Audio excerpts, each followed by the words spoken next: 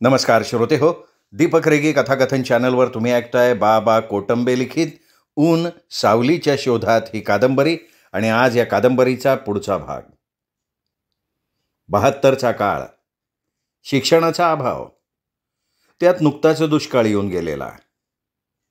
अद्याप लोक त्यातून पुरेसे सावरलेलेही नव्हते. प्रत्येकाच्या अंगात देवभोळेपणा भिनलेला. गावात कार्य नाही झालं तर मरियाई माफ करणार नाही हे लोकांच्या मनात पक्क भिनलेलं. लोकांनी धान्य म्हणा किंवा ₹2 म्हणा, जसे जमेल तसे मरियाईच्या कार्यासाठी सहकार्य करायला सुरुवात केली. यात सर्वात जास्त देणगी कुणी दिली असेल तर दौलतरावानं. एरवी दारातही कुणाला उभा राहू न देणारा दौलतराव एवढा उदार कसा काय झाला याचं सर्वांनाच आश्चर्य वाटत होतं. चक्क 5 पायल्या ज्वारी आणि वर ₹10 वर्गणी. याला कारणही तसंच होतं. पट्टी मागायला लोक दारात आले तेव्हा बायकोने त्याला आत बोलवलं आणि म्हणाली, हे बघा, पट्टी द्यायला घासाघीस करू नका. मरीमाईच्या आशीर्वादानं आपण गावात राहतो, त्यात आपलं व्याज व्यवहाराचं काम. अनेक लोक आपल्या वाईटावर आहेत. आपण लोकांकडनं व्याज बट्टा घेतो, ते काय खुशीनं देत नाहीत. त्यांचा तळतळाट शाप आपल्याला लागू नये म्हणून द्या. मागं आपल्या वाड्यात चोर शिरले, थोडीफार ज्वारी चोरून नेली, पण कुणाला बोट सुधीक लावलं नाही. गाड्याला थापड बुक्की मारली, तेवढंच काय ते. आपल्याला कुणाला तरी हात लावला का त्यांनी? म्हणून मोकळ्या हाताने द्या. देवाच्या कार्याला दिल्यानं आपल्याला बी काय कमी पडणार नाही. दौलतरावांना बायकोचं पटलं म्हणून मोकळ्या हातानं आलेल्या लोकांना पट्टी दिली, सर्वांना चहापाणी केलं. या सगळ्यावर लोकांचा विश्वासच बसत नव्हता. तुकाराम आणि टीमला हे कळलं तेव्हा तुकारामच्या घरी हे सगळे जमले. खरं तर सलीम सोडला तर सगळ्यांचेच कुणी ना कुणी यात सामील होते. तुकाराम, मी वडिलांना खूप समजावलं पण ते ऐकायलाच तयार नाहीत. म्हणत्यात पिढ्यानपिढ्या चालत आलेलं कार्य असं एकाएकी बंद कसं करता येईल? तुम्ही बी आज टाकतोर यात सामील होताच की, आत्ताच कसा एवढा तुमच्यात बदल झाला? वामननं वडिलांबरोबर झालेला संवाद सांगितला. अरे तुझ्याच घरी असं आहे असं नाही आहे. कोणाचेच म्हातारे ऐकायला तयार नाहीत. आता माझ्या घरून कोणी नाही ही गोष्ट वेगळी आहे. माय बाहेर काय चाललंय याच्याकडे लक्ष देत नाही. आमचा चुलता ह्यात आघाडीवर आहे. तुम्हाला तर ठावच आहे. ज्या गोष्टीला माझा विरोध असते त्या गोष्टीला तो मुद्दाम पाठिंबा देतोय. आणि हे तर काय सगळ्या गावाला माहिती ना. तुकाराम म्हणाला, हा ना, तुमच्यातच तो आडवा जात नाही हे साऱ्या गावाला ठाव आहे. पण आमच्या म्हारोड्यात तर सगळेच आघाडीवर राहायची. 2 दिवस पोटापाण्याची सोय होती म्हणून बी असेल एखादबार. जमा झालेला चांदा मागा, महाराईच्या हवाली करून गावातले मोकळे होत्यात. देशात असा एकच देव आहे, तो म्हणजे मरी माई. तिच्यावर फक्त दलिताईचाच अधिकार आहे. आणि हो सण कसा साजरा करायचा याचा अधिकार बी यायलाच आहे. आणखी एक, या मरीमाईला कुठंतरी देवळ आहे का? वाड्याकाठी गावाबाहेर कुठं वाट्याव तर कुठं जमीन येऊ. रोहिदास उत्स्फूर्तपणे बोलत होता. हा, रोहिदास म्हणतो ते रास्तचे, आणि यात नुसता महारोडा म्हणू नको, मांगोडा बी हाय सोबत. मारायची 15 घरं, मांगायची 10, आणखीन 2 सांबाराची आणि 2 फालाराची घरं, या सगळ्याच्या पाठिंबा आहे. आमचं म्हातारं तर आधीच डफडं काखत मारून तयार आहे. दामूनही रोहिदासची री ओढली. हे बघा, सवाल जातीपातीचा नाही आहे, चालत आलेल्या चालीरीतीचा आहे. यात कोणाला बी दोष देऊन काय फायदा नाही. आज रोखे करत आलेत त्यामुळे त्यांना हे एकदम बंद पाडणं जीवावर येते. गाववाल्याला वाटतंय इतक्या दिवस जे चालत आलंय ते बंद का पाडायचं? वैजनाथराव काल भेटले होते, त्यांचा बी हे करायला विरोध आहे. पर उगीच कोणाच्या भावना काय कशाला दुखवायच्या असं काहीतरी ते म्हणत होते. अखेर तो दिवस उजाडला. गावाच्या पूर्वेला ओढ्याच्या पलीकडे मरियाई देवस्थान. दगडी ओट्यावर शेंदूर लावलेले 4-5 दगड, बाजूला भलं मोठं पिंपळाचं झाड, इतरही लहान मोठी भरपूर झाडं होती. आज कार्य असल्यानं संपूर्ण परिसर स्वच्छ केलेला होता. महारवाड्यातली आणि मांगवाड्यातली काही म्हातारी माणसं सकाळपासूनच इकडे होती. गावातल्या मारुतीला नारळ फोडून मिरवणूक मरियाईकडे निघाली. एरवी गावातली सवर्ण माणसं मिरवणुकीत पुढे असतात, यात वेगळं होतं. आज ही माणसं सगळ्यात मागे होती. सर्वात पुढे वाजंत्री, त्यांच्या मागे पोतराज आणि आराधी, नंतर सर्व दलित मंडळी, मग गाववाले, त्यांच्या मागे महिला. असा हा ताफा पांदीतून धूमधडाक्यात वाजत गाजत मर्याईकडे चालायला लागला. मांगाचे आणि भलाराचे वाजंत्री अगदी तालात येऊन वाजवत होती. पोतराज आणि आराध्यांनी कपाळी मळवट भरला होता. हे देहभान हरपून नाचत होते. एकदाची मिरवणूक मर्याई समोर आली. एका वयस्कर पोतराजानं मर्याईची आराधना चालू केली. हलगी कडकडत होती. पोतराज देहभान विसरून नाचत होते. मुख्य पोतराजाच्या मर्याई अंगात आली. पोतराज घुमायला लागला. दुसऱ्या पोतराजानं कोरडा शेंदूर त्याच्या चेहऱ्याला फासला. काळाभोर असलेला पोतराज शेंदूर फासल्यानंतर अतिशय भेसूर दिसायला लागला. अंधारात वन्य प्राण्याचे डोळे चमकतात तसे अंगात आलेल्या पोतराजाचे डोळे चमकायला लागले. लहान मुलं आपल्या आईवडिलांच्या मागे दाढी लागली. वाजंत्री जीव तोडून वाजवत होते. हलगीच्या कडकडाटानं संपूर्ण परिसर शहारला होता. झाडांची पानं सुद्धा स्तब्ध झाली. माणसं डोळ्यात प्राण आणून हे सगळं बघत होती. अंगात आलेला पोतराज आरोळ्या देत होता. वेगवेगळ्या प्रकारचे आवाज काढत होता. एका पोतराजानं अंगात आलेल्या पोतराजाच्या तोंडात लिंबू दिलं. त्यांनी ते कडलकन दातानं फोडलं, जमिनीवर टाकलं. लिंबाचा रस त्याच्या छाती पोटावरनं ओघळत होता. असे 7-8 लिंब कडाकड फोडले. नंतर कोंबडीचे अंडे तोंडात दिले. तेही तसेच फोडून जमिनीवर टाकले जात होते. शेंदूर फासलेला चेहरा, सतत वाटारलेले डोळे, अंड आणि लिंबाच्या रसानं माखलेली छाती आणि पोट बघणाऱ्याच्या छातीत धडकी भरवत होती. काही वेळानं दुसऱ्या पोतराजानं अंगात आलेल्या पोतराजाचे दोन्ही हातांनी कान झाकले आणि जमिनीवर बसवलं. तरीही त्याचं घुमणं चालूच होतं. 5 मिनिटात पोतराज शांत झाला. नंतर तो अगदी सामान्य माणसासारखा सर्वांकडे बघायला लागला. जसं काही घडलेलंच नाहीये असे त्याच्या चेहऱ्यावर भाव होते. मर्याईसमोर एक हाल्या, बकरं, कोंबडं बळी देण्यात आलं. आधीच दुष्काळात अनेक गुरांचा जीव गेला होता. आता माणसं बळी देत होती. बळी दिलेल्या हाल्याचं शीर मर्याईसमोर तोंडात, समोरच्या पायाचा खूर तोंडात ठेवून दिलं. त्याचे उघडे हिरवे डोळे भेसूर दिसत होते. त्यावर मोठमोठ्याल्या हिरव्या माशा घोंगावायला लागल्या. काही वेळानंतर गर्दी पांगली.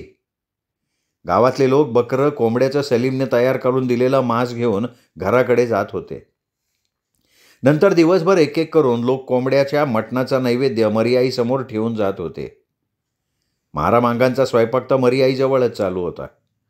त्यांनी हाल्याच्या मटणाचा नैवेद्य ठेवला. पोतराज आराधी आपल्या अंगावरचा साज उतरवून झाडाच्या सावलीत विश्रांती घेत होते. 4 वाजता सुरू झालेली जेवणं रात्री बराच वेळ चालू होती. रात्री उशिरा मर्याईसमोर पोतराजांचा नाचगाण्याचा कार्यक्रम सुरू झाला. गावातली सवर्ण मंडळी जेवणं उरकून मर्याईकडे जमा व्हायला लागली. मर्याईसमोरचं मैदान माणसांनी फुलून गेलं. वाजंत्री नव्या दमानं आपली कला सादर करायला लागले. 3-4 पोतराज गाऊन नाचत होते. 2 मशाली आपल्या प्रकाशानं परिसर उजळून टाकत होत्या. रात्र जसजशी चढत होती तसतसा पोतराजांचा खेळ रंगत होता. लोक 4 आणे, 8 आणे, 1 रुपयापर्यंत पोतराजाला देत होते. आषाढातला गच्च ओलसरपणा वातावरणात चौफेर पसरलेला होता.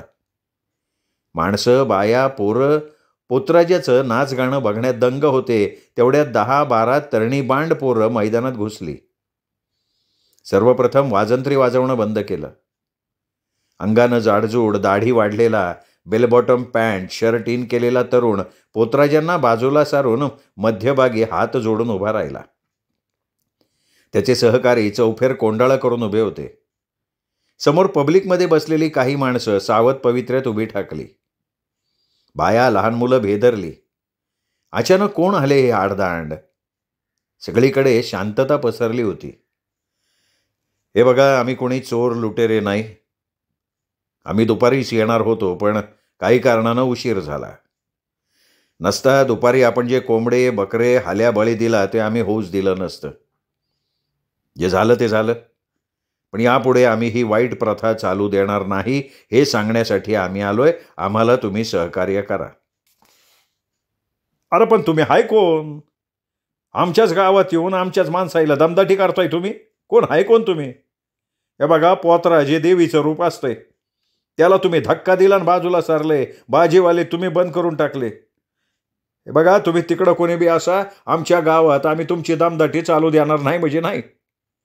तुकारामचा चुलता तावात तावात म्हणाला. हे बघा, गाववाल्यांचं आणि आमचं काहीही वैर नाहीये. तुम्हीही विनाकारण वाईटात जाऊ नये. आम्ही आमच्या माणसांना समजावून सांगायला आलोय. पोतराज मंडळी, तुम्ही तुमच्या अंगावरचा साज 5 मिनिटात उतरवा. तुम्ही वाजपवाले, तुम्ही तुमचं सणगं गुंडाळून ठेवा. आम्हाला तुमच्याशी थोडं बोलायचं आहे. तुकाराम, वामन, रोहिदास, दामू, सलीम पिंपळाच्या वर आलेल्या मुळावर झाडाला टेकून बसले होते. अचानक समोर आलेला हा प्रसंग कोणालाही अपेक्षित नव्हता. खरं तर जे काही होतंय ते बरोबर होतंय असं या सगळ्यांना वाटत होतं. त्यांच्यातही कुजबूज चालू झाली. रोहिदास, हे कोण आहेत रे पोर, आणि या टायमाला गावात आलेत ती? तुकाराम रोहिदासला म्हणाला, काय मला नाही माहिती, पर बाबासाहेब आंबेडकरांच्या चळवळीतले असतील असं वाटते. मला बी तेच वाटतंय. त्याईच्या लीडर बोलत होता ना, तेव्हा आपला मुकादम उत्तम 2 पोराईला बाजूला घेऊन काहीतरी बोलत होता. वामन एकदम हळू आवाजात म्हणाला, असे काय, म्हणजे हे उत्तम कनेक्शन आहे तर? रोहिदास किंचित गालात हसत म्हणाला, म्हणजे तुला काय म्हणायचं काय, म्हणजे मला नाही कळलं ते. तुकारामच्या लक्षातच आलं नव्हतं. हे बघ, ते मी तुला नंतर सांगतो, आधी पुढं काय वाढून ठेवलंय ते बघा. सगळ्यांचं लक्ष समोर गेलं. पोतराज साज उतरवायला तयार नव्हते. घोळक्यातून अजिबात साज उतरवू नका असं गाववाले ओरडून सांगत होते. आणि तुम्ही आमच्यात पडू नका असं तो तरुण वारंवार सांगत होता.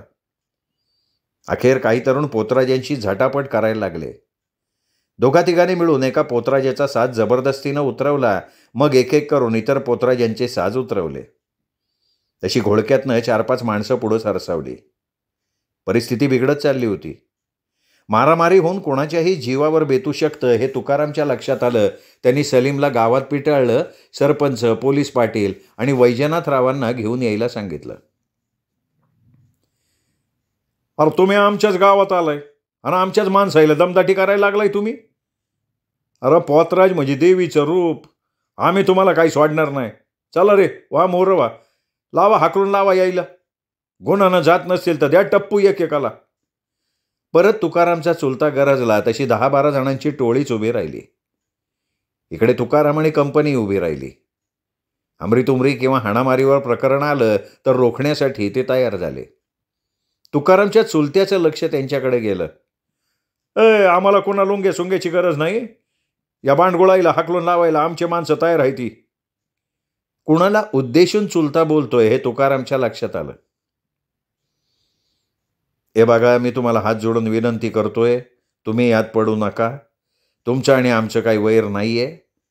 आम्ही आमच्या माणसांना 4 गोष्टी सांगायला आलोय. ऐकत नसतील तर त्यांना कसं समजून सांगायचं ते आमचं आम्ही बघू. कृपा करून तुम्ही यात पडू नका. एवढ्या रात्री आम्ही आलोय ते मार खाण्यासाठी नाही. आम्हीही तयारीने आलोय. तुम्हाला हातघाईवरच यायचं असेल तर त्यालाही आमची तयारी आहे.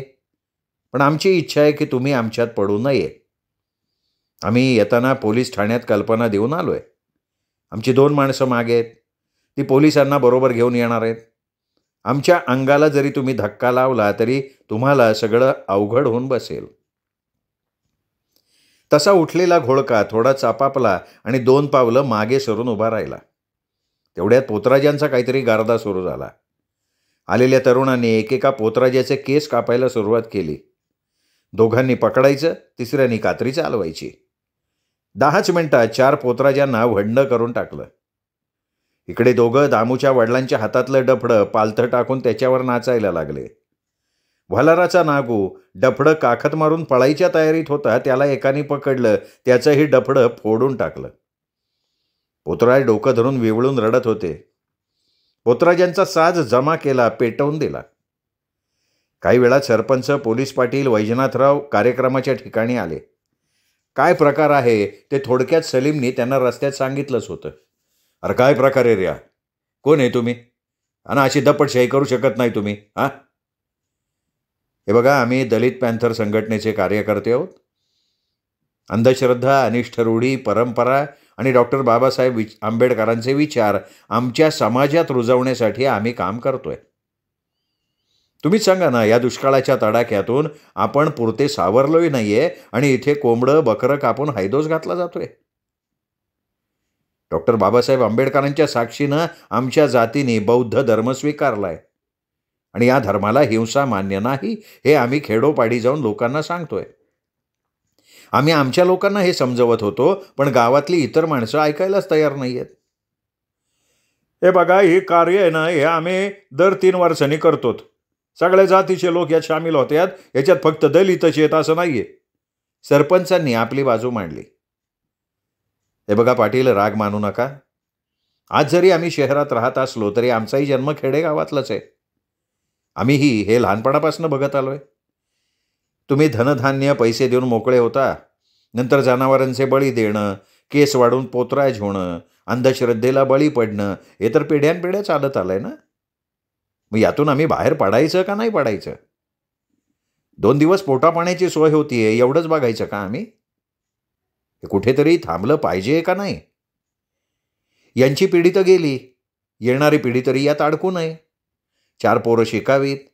वाईट चालीरीती, अंधश्रद्धा, चांगलं वाईट त्यांनाही कळलं पाहिजे का नाही? आता यात आमचं काय चुकतंय तुम्ही सांगा.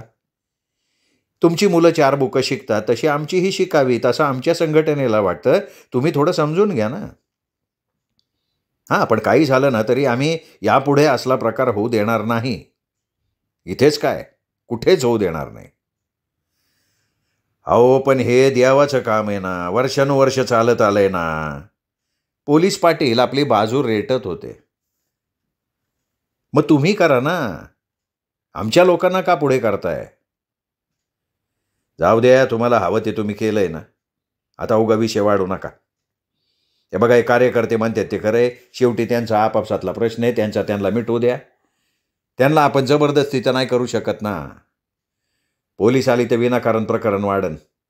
चला निघा आपल्या घरी. रातभरीत झाली, वाद वाढवत बसू नका. चला निघा. वैजनाथरावांनी गावकऱ्यांना समजावलं. लोक मागायला लागले. पोतराज, वाजंत्री तेही निघाले. एक कार्यकर्ता म्हणाला, नाही, तुम्ही कुणीही जागचं हलायचं नाहीये, तुम्हाला इथेच थांबायचं आहे. महार, मांग, चांभार, वलाराची सगळी माणसं थांबली.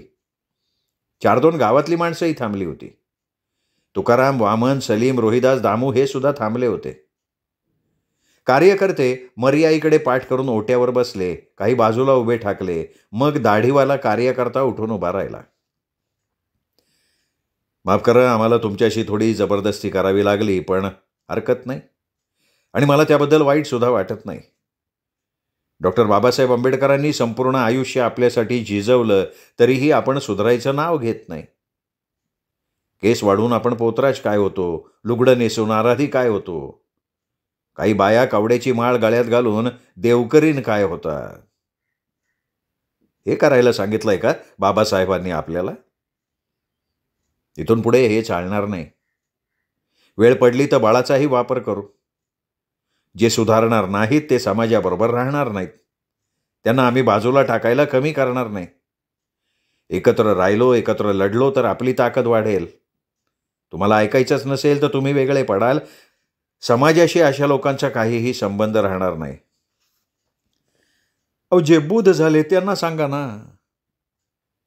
मांग, चांभार, ढोरवालार यांना बी तुम्ही त्रास द्यालेत. दबक्या आवाजात दामूचे वडील म्हणाले, हे बघा, इथे आलेले फक्त बौद्ध धर्माचे कार्यकर्ते नाही आहेत.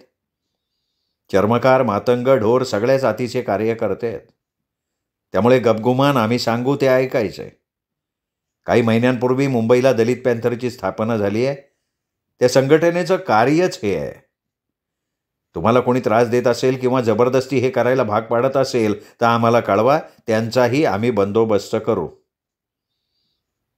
पण इथून पुढे आम्ही असला प्रकार अजिबात सहन करणार नाही. ओळखीचे कोणी पोतराज असतील तर त्यांनाही सांगा. जिथे पोतराज दिसेल तिथेच आम्ही त्याचे केस कापू. मग कुठे तक्रार करायची तिथे करू दे. आम्ही सगळे जीवावर उदार झालेले कार्यकर्ते आहोत. शहर, तालुका, जिल्ह्यात सगळीकडे कार्यकर्ते काम करतायत. तुमच्या गावात सुद्धा एखादा कार्यकर्ता असू शकतो. आम्ही आलो आणि गेलो, आता कोण आम्हाला बघणार असं अजिबात समजू नका. तुम्हाला त्रास व्हावा अशी आमची इच्छा नाही, पण हे करण्याशिवाय आता पर्याय नाही, तरच पुढची पिढी निर्माण होईल. आम्ही रातपाट करत इथं आलोय. त्यात आमचा काही स्वार्थ नाहीये. समाज सुधारावा, मंगळ अमंगळ यातला फरक तुम्हाला कळावा एवढीच अपेक्षा आहे. ठीक आहे, आम्ही निघतो आता. पहाट होत आली आहे. 4 वाजलेत. मनगटावरच्या घड्याळाकडे बघत कार्यकर्ता म्हणाला, नाही आम्ही काय म्हणतो, चहा पाणी तरी घेऊन जा. या इथलं आम्ही काही सुद्धा घेणार नाही, फक्त पाणी द्या. वादळ आलं आणि गेलं, माणसं मात्र सुन्न झाली. उत्तम तो लीडर म्हणत होता, तुमच्या गावात बी कार्यकर्ता असू शकतो. कोण असन त्यो? रोहिदास उत्तमकडे रोखून बघत म्हणाला, आता काय माहिती? उत्तम खांदे उडवत म्हणाला, मुकदम त्यातले 2-3 तुझ्या ओळखीचे बी होते काय की? बाजूला होऊन तुम्ही काहीतरी बोलत होता. दामू उत्तमच्या खांद्यावर हात टाकत म्हणाला, अरे जरा लवकर तरी बोलवायचे की. दुपारी आले असते तर काही मुके जीव तरी वाचले असते ना. हे बघ उत्तम, हे जर तू केलं आजशीन तर लय बेस केलंय तू. गावात आम्ही कोणाला बी सांगणार नाही. अहो नाही हो, मी नाही कोणाला सांगितलं. अरे सांगितलं असलं तरी अजिबात घाबरू नको रे. आम्ही तुझ्या केसाला बी धक्का लागू देणार नाही. अरे बाबानो, सांगणार नाही ना? याचं कुठेही नाव निघालं नाही पाहिजे. तुकारामने उत्तमला धीर दिला. कुणी कुठं बी बोलणार नाही. पण काय रे उत्तम, हे कसं काय जमवलं तू बाबा? वामन हळू आवाजात म्हणाला, सांगतो पण माझं नाव कुठे येऊ देऊ नका. आपलं गाव तर सगळ्यांना माहिती आहे. माझं म्हातारं तर माझं जीव गेल. त्याचं काय, काही दिवसापूर्वीच काही दलित साहित्यिक, विचारवंत, चळवळीतले कार्यकर्ते यांनी एकत्र येऊन दलित पॅंथर संघटनेची स्थापना केली आहे. ही संघटना आहे ना, महाराष्ट्रभर समाज जागृतीचं काम करते. तालुका, जिल्ह्यात कार्यकर्त्यांचं संघटन उभं केलंय. मग त्या कार्यकर्त्यांनी सांगितलंच आहे ना, आपल्या तालुक्यात सुद्धा काही कार्यकर्ते सक्रिय आहेत. 2 दिवसापूर्वी मी त्यांच्या कानावर घातलं होतं. ते दुपारीच येणार होते, पण त्यांना अर्जंट दुसऱ्या गावाला जावं लागलं. तिथं जादूटोना भानामती करती म्हणून एका दलित बाईला मारहाण काढून धिंड काढल्या गेलती. तिथं पोलिसांना घेऊन ते कार्यकर्ते गेले. आरोपी गुन्हा दाखल करून पोलीस आरोपींना अटक करून घेऊन गेले. त्यामुळं त्या पोरांना इकडे यायला उशीर लागला. मायला येतं खतरनाक काम आहे आणि धोक्याचं बी आहे बरं का. बरं तर बरं, नाही तर मार बी खायची पाळी येते. तर आपले बी गावातली माणसं बिथरली होतेच की. भाऊनं समजदारीने मिटवलं म्हणून बरं झालं नाही का. हा, रिस्क तर आहेच. कुठं कुठं कार्यकर्त्यांना मारहाण पण झाली म्हणे, पण हे करणं पण लय गरजेचंच आहे ना. उत्तमनं समजावून सांगितलं. संपूर्ण रात्र जागरण करण्यात गेली. एरवी जेवण वेळ झाली की डोळे पेंगायला लागतात, इथे तर पार झोप उडाली होती. तुकाराम आणि टीम तर जागीच होती, पण इथून गेलेल्या माणसांचीही झोप उडालेली असावी. बाहेरगावच्या लोकांनी गावात येऊन कार्यक्रम उधळून लावावा हे पहिल्यांदाच घडलं होतं. गार आणि ओलसर वातावरण चौफेर पसरलेलं होतं. आता डोळे पेंगत होते. 1-2 तास तरी झोप आवश्यक होती. पांदीतून सगळे घराकडे चालायला लागले. जे झालं ते बरंच झालं असं प्रत्येकाला वाटत होतं. निदान यापुढे तरी असं काही गावात होणार नाही असं तिथे जमलेल्या प्रत्येकाला वाटत होतं. पूर्वेकडची दिशा उजळायला लागलेली होती. श्रोते हो, तुम्ही ऐकत होतात बाबा कोटंबे लिखित ऊन सावलीच्या शोधात या कादंबरीचा आजचा भाग इथे संपला. पुढचा भाग ऐकण्यासाठी उद्या भेटूयात दीपक रेगे कथाकथन चॅनलवर. तोपर्यंत नमस्कार श्रोते हो.